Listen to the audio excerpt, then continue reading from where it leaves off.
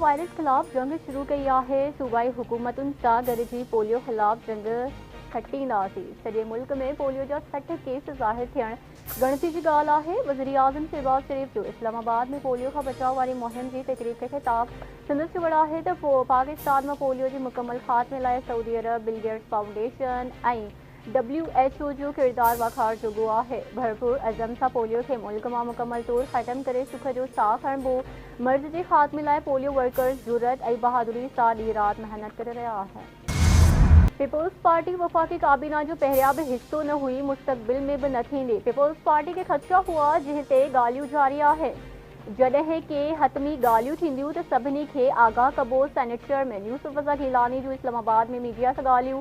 संदसि चवण आहे त पीपुल्स पार्टी सां हुकूमत जो जेको लिखत में मुआहिदो थियो उन ते अमल कयो वञे। समूरनि सियासी मसइलनि जो हल ॻाल्हियूं आहिनि।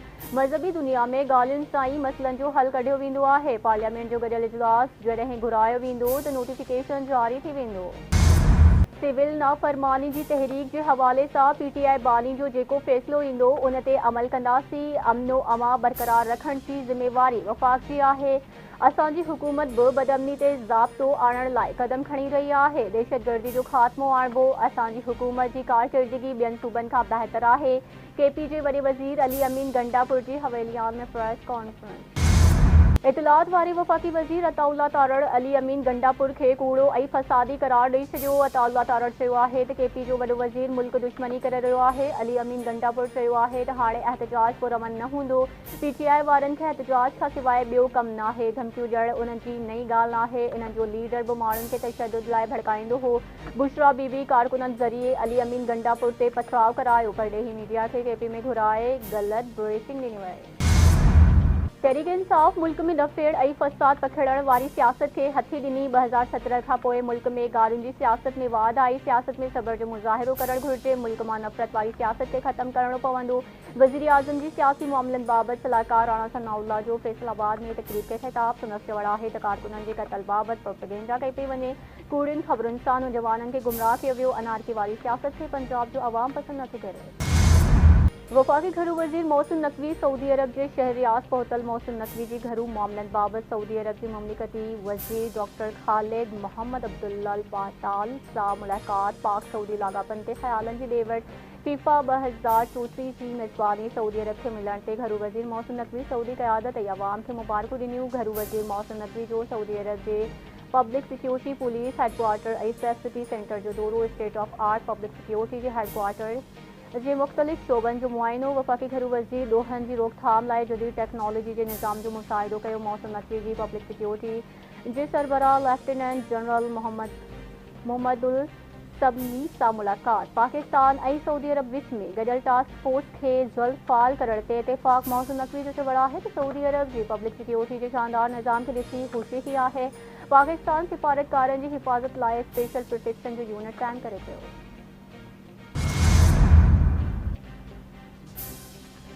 सदर आसिफ अली ज़रदारी वज़ीर आज़म शहबाज शरीफ ऐं घरू वज़ीर मोहसिन नक़वी पारां यूनान में ॿेड़ी ऊंधी थियण वारे वाक़े ते अफ़सोस जो इज़हार कयो। वज़ीर आज़म जो चवण आहे त इंसानी स्मगलिंग में मुलविस अनसरनि खे कैफ़े किरदार ताईं पहुचायो वेंदो।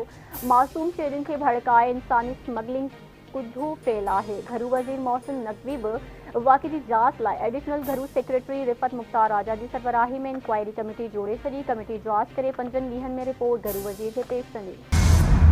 यूनान में ॿेड़ी हादसे में हिकु पाकिस्तानी शहरी जे फ़ौत थियण जी तस्दीक़ थी आहे ऐं 47 पाकिस्तानियुनि खे बचायो वियो। ॿेड़ी हादसे बाबति पाकिस्तानी सिफ़ारतखानो मक़ामी इख़्तियारनि सां राब्ते में आहे। परॾेही खाते जी तर्जुमान मुमताज़ ज़ेरा बलोच जो बयान। संदसि चवण आहे त पाकिस्तानी सिफ़ारतखाने जा अमलदार रेस्क्यू थींदड़ पाकिस्तानियुनि सां मिलिया आहिनि। परॾेही खाते जे ऑफ़िस में हिकु क्राइसिस मैनेजमेंट सेल फ़ाल कयो वियो आहे। मुतासिर ख़ानदान ॾिनल नंबर्स ते राब्तो करे सघनि था।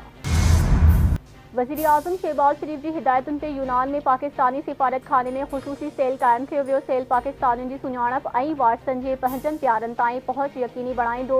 तर्जुमान मूजिब नायब वज़ीर आज़म इसहाक़ डार समूरियुनि सरगर्मियुनि जी पाण निगरानी करे रहियो आहे। पाकिस्तानी सिफ़ारतखाने यूनानी हुकूमत जे लाॻापियल इदारनि खे ख़त बि लिखियो आहे। Naval chief admiral Naveed Ashraf जूं बहरीन जे आला सिविल ऐं फ़ौजी क़यादत सां मुलाक़ातूं। ISPR मूजिब naval chief Bahrain defence forces जी commander field marshal Sheikh Khalifa bin Ahmed al Khalifa, commander Bahrain national guard general Sheikh Mohammed bin Isa सां धारदार मुलाक़ातूं कयूं। मुलाक़ातुनि दौरान पाक बहरीन दिफ़ाई सहकार ऐं तारीख़ी लाॻापनि खे वधीक मज़बूत बणाइण ते ख़्यालनि जी ॾे वठि। ISP आरजू चवणु आहे त नेवल चीफ पारां royal command and staff college जो बि दौरो करे commander royal Bahrain naval force rear admiral Ahmed Mohammed Ibrahim bin Ali सां बि मुलाक़ात कई। गॾियल दिलचस्पी जे मामलनि ऐं ॿितरफ़े सहकार खे मज़बूत करण ते ॻाल्हियूं। मुस्लिम लीग नून जो सीनियर अगवार सिद्दीकुल फारूक कुछ अर्सो बीमार रहण खां पोइ लाॾाड़ो करे वियो। वज़ीर आज़म जो अगूड़ो press secretary housing building finance corporation जो अगूड़ो चेयरमैन गुर्दनि जी बीमारी में मुब्तला हो। ख़ानदानी ज़रियनि मूजिब सिद्दीक अल फारूक जी जनाज़े नमाज़ जी अदायगी जो ऐलान बाद में कयो वेंदो। वज़ीर आज़म शहबाज शरीफ़ पारां सिद्दीक अल फारूक जे लाॾाड़े ते दुख जो इज़हार कयो। शहबाज शरीफ़ चयो त सिद्दीक अल फारूक जी मुस्लिम लीग नून जे लाइ ख़िदमतूं हमेशह यादि रखियूं वेंदियूं। IBS सिखर जे शोबे SPF medical dental colleges universities में दाख़िलाउनि लाइ वरितल MBCAT जा उबूरी नतीजा जारी करे छॾिया। उम्मीदवार पंहिंजी कारकर्दगी जा नतीजा STS जी वेबसाइट ते ॾिसी सघनि था। PMDC मुताबिक़ MBBS लाइ घटि में घटि 55% ऐं BBS लाइ 50% नंबर जो मयार मुक़ररु कयो वियो। टेस्ट में वधि खां वधि 192 मार्कूं खयूं वयूं। नतीजनि ते एतिराज़ दाख़िल करण जो वक़्तु 17 डिसंबर शाम 5 वॻे ताईं हूंदो। 8 डिसंबर ते हतमी नतीजा जारी कया वेंदा। सिंध जी राजधानी वारे शहर कराची में 7 सिंध लिटरेचर फेस्टिवल जो आख़िरी ॾींहुं मुख़्तलिफ़ सेशन में सानिया वंदन पंहिंजा राय अवाम आॾो रखिया। नामियारी लेखक नूरुल हुदा शाह चयो आहे त पाकिस्तान में रुगो सिंधी अदब ई सिंध जी अवाम सां गॾु बीठल आहे। सिंध जो नौजवान हर मसइले ते उथी बीहे थो। अॼु दरिया जे मसइले ते बि सिंध अवाम ॿाहिरि निकितो आहे। पंजाब जे दानिश्वर सलमान वशीर चयो त सिंधू दरिया ते चोलिस्तान कैनाल जी अदावत ख़िलाफ़ सभ खां वधीक पंजाब खे आवाज़ उथारणु घुरिजे। सिंध लिटरेचर फेस्टिवल में किताब फाथल कहाणियुनि जा पुर्जा जो सेशन में अदीब लेखक मदद अली सिंधी चयो त सिंधी अदब में वाधारा इन्हीअ ई रीति थी सघनि था त लेखक नई लिखण जी शुरूआत कनि। तारीख़दान डॉक्टर मुबारक अली चयो त तारीख़ ते सदाईं हुक्मराननि जो कब्ज़ो रहियो आहे। बादशाहनि तारीख़ खे पंहिंजी मर्ज़ी मूजिबि लिखायो। अॼुकल्ह जे शागिर्दनि खे ग़लति तारीख़ पढ़ाई वञे थी। IBA जे वाइस चांसलर आसिफ शेख चयो त सुठो कमु करणु असांजी ज़िम्मेवारी आहे। जेसीं ताईं VC आहियां हर कमु मेरिट ते थींदो। मेरिट ख़िलाफ़ कुझु चवण खां अॻु इस्तीफ़ा ॾेई छॾींदुसि। बैदुल मसरूर चयो त सिंधी किताब छपाइणु हिकु मुश्किल कमु आहे पर सिंधी किताब छपजनि था।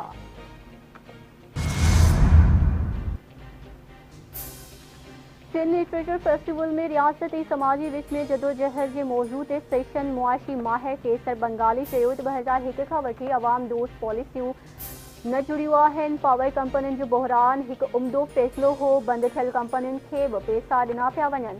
कुझु कंपनियुनि खे फ़ाइदो ॾियण जो फ़ैसिलो कयो वियो। गाज़ी सलाउद्दीन चयो त रियासत माण्हुनि खां पैसा कढी कंपनियुनि खे अमीर बणाए थी। स्टॉक मार्केट बि हिकु माफ़िया आहे। डॉक्टर रियाज़ शेख चयो त प्रॉपर्टी डीलर माफ़िया आहिनि जेके अवाम खां लुटे रहिया आहिनि। मुहबुल्ला चयो आहे त अवाम ऐं रियासत जे विच में रंडकूं आहिनि। जेकॾहिं पाकिस्तान 1 लख मेगावाट बिजली बि पैदा करे त हिकु साल में थर चोथों हिसो कोयलो ख़र्च थींदो। इहा बदनसीबी आहे जो थरकोल मां सस्ती बिजली मिली सघे थी पर इहा नथी वरिती वञे। सिंध फेस्टिवल जे आख़िरी ॾींहं जे मौक़े ते सिंध जूं सूरमियूं जे मौज़ू ते सेशन। रुमेसा चांडियो चयो त औरत हर सूरत में ॾुखियाईनि सां मुंहुं ॾिए थी। मज़ामती औरत खे मुश्किलातुनि सां मुंहुं ॾियण लाइ हर क़िस्म जी ताक़त खे मुंहुं ॾियणो पवंदो। मज़ामती औरत जो किरदारु हिकु मलाहिण हुजे, हारियाई हुजे थी, माए जुंदू जो किरदारु हुजे, इहो मज़ामती आहे। आलिया बख्शल थल्लो चयो त उमर अॻियां मारवी पंहिंजा किरदार ऊचो रखियो। उन पंहिंजे वतन ख़ातिर पंहिंजो मान न विञायो। शहीद बेनज़ीर भुट्टो तारीख़ी मज़ामती किरदारु अदा कयो। सोरठ सिंधू चयो त औरत हर सूरत में मज़ामती रही आहे। औरत ते वॾो जबर थियो आहे ऐं थींदो अचे पियो। औरत जबर मां गुज़रण बाद मज़ामती किरदारु थी वञे थी। सिंध लिटरेचर फेस्टिवल में रवादारी ऐं सिंध जे मौज़ू जे हवाले सां सेशन। प्रोफेसर KS नागपाल चयो त थधी हवा सभिनी जे घर वेंदी आहे। मेवा रुगो हिंदू न खाईंदा आहिनि। उन जी मज़हबी रोकथाम न हूंदी आहे। एडवोकेट कल्पना देवी चयो आहे त असां वटि गॾु थियण जो मौक़ो नथो मिले। इन करे असल सोच ऐं मक़सद ते कम नथा करे सघूं। असांजी सकाफ़त ऐं तहज़ीब में रवादारी शामिल आहे, पर अफ़सोस असां उनखे विसारे वेठासीं। जामी चांडियो चयो त इंतिहा पसंदी आलमी साम्राज्य पैदा कई इंतिहा पसंदी बीमारी आहे ऐं उनखे सम्झणो पवंदो। तसूफ़ जे बारे में असांखे हक़ीक़त सम्झणी पवंदी। तसूफ़ में खोड़ शयूं आहिनि, उहे ख़याली हूंदियूं आहिनि। असां वटि इहो तसवुरु आहे त सिंध में समाज खे सूफ़ी न करणो पवंदो। असांखे मज़ामती किरदारनि खे अॻभरो करणो पवंदो, तालीमी निसाब ॾियणो पवंदो ऐं तनक़ीदी रवैयो इख़्तियार करणो पवंदो। अमाद वसीम ऐं मोहम्मद आमिर खां पोइ फास्ट बॉलर मोहम्मद इरफान बि इंटरनेशनल क्रिकेट तां रिटायरमेंट जो ऐलान करे छॾियो। मोहम्मद इरफान रिटायरमेंट जो ऐलान सोशल मीडिया ते कयो। मोहम्मद इरफान 4 टेस्ट, 60 वनडे ऐं 22 T20 मैचिस में पाकिस्तान जी नुमाइंदगी करे। शाम जी सूरत हाल बाबति उर्दन में अरब राब्ता कमेटी जो इजलास। सऊदी अरब, मिस्र, इराक, लबनान, कतर, गडियल अरब इमारातुनि ऐं बहरीन जा परडेही वज़ीर शरीक। इजलास में शाम में समूरियूं अस्करी कार्रवायूं रोकण ऐं मुख़्तलिफ़ तबक़नि सां तालुक़ रखंदड़ माण्हुनि जी जमाई हुकूमत जी ज़रूरत ते ज़ोर ॾिनो वियो। वालारियल गोलान खे शाम जो अणटुट हिसो करार ॾिनो वियो। अमेरिकी परडेही वज़ीर एंटोनी ब्लिंकन जो चवणु आहे त शामी बाग़ियुनि ख़िलाफ़ पाबंदियुनि ते नज़रसानी उन्हनि जे रवैये ऐं कारकर्दगी सां मशरूत आहे। इज़राइल हमास ख़िलाफ़ हदफ़ हासिल करे चुको। हाणे यरगुमालुनि लाइ डील जो लम्हो अची वियो आहे।